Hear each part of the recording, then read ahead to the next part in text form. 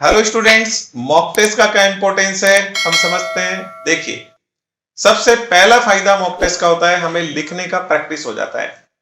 Mock test हम देते हैं बार बार तो हमें एग्जाम का पेपर लिखने का प्रैक्टिस हो जाता है, और जब हम मेन एग्जाम में जाते हैं तो हमें लगता ही नहीं कि हम नया काम कर रहे हैं, हमें लगता है ये काम हम बहुत बार कर चुके हैं और आराम से हम अपना पेपर अटेंड कर लेते हैं। इस तरीके से बार बार मॉक पेपर देने से बहुत अच्छी प्रैक्टिस हो जाती है और हमारा पेपर बढ़िया से हम कर पाते हैं मेन एग्जाम में। और हमें टाइम मैनेजमेंट का पता चल जाता है कि 3 घंटे का टाइम में हमारे को कौन सा क्वेश्चन कितनी देर में करना है और क्या हमारा टोटल टाइम कम पड़ रहा है, तो पूरा हमें टाइम मैनेजमेंट पता चल जाता है मॉक पेपर देने से।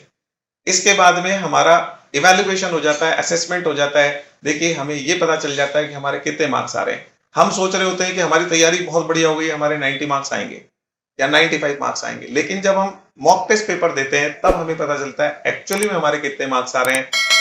एग्जैक्ट क्या वास्तव में उतना ही आ रहा है जितना हम सोच रहे हैं, या कम आ रहे हैं, ज्यादा आ रहे हैं, वो हमें एग्जैक्ट पता चल जाता है, तो हमारा असेसमेंट और एवेल्युएशन हो जाता है।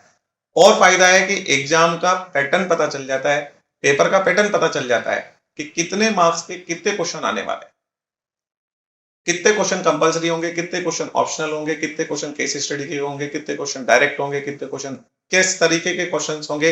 वो हमको पेपर का पैटर्न पता चल जाता है मॉक टेस्ट देने से। और नॉलेज गैप का हमें पता चल जाता है। नॉलेज, जैसे हम सोच रहे हैं कि हमें इतनी नॉलेज चाहिए एग्जाम देने के लिए, तो हमने इतना पढ़ा, उससे हमारा एग्जाम हो जाएगा। लेकिन जब वास्तव में हम मॉक पेपर देते हैं तो पता चलता है कि नहीं, इतनी ये नॉलेज तो सफिशिएंट नहीं थी।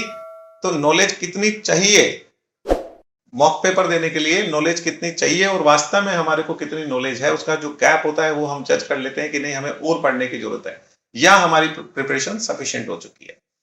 और बेनिफिट मिलता है। देखिए, मॉक टेस्ट देने से हमें, मॉक टेस्ट जब हम देते हैं तो हम गलतियां करते हैं, बहुत सारी मिस्टेक्स करते हैं, तो वो मिस्टेक करके हम सीखते हैं और उनको इम्प्रूव करते हैं, ताकि मेन एग्जाम में वो गलतियां नहीं हो, तो हम गलतियों को सुधार लेते हैं और मेन एग्जाम में वो मिस्टेक्स नहीं होती है, मेन एग्जाम का पेपर परफेक्ट चला जाता है। तो गलतियों को सुधारने का भी एक बेनिफिट हमको मिलता है मॉक टेस्ट देने से।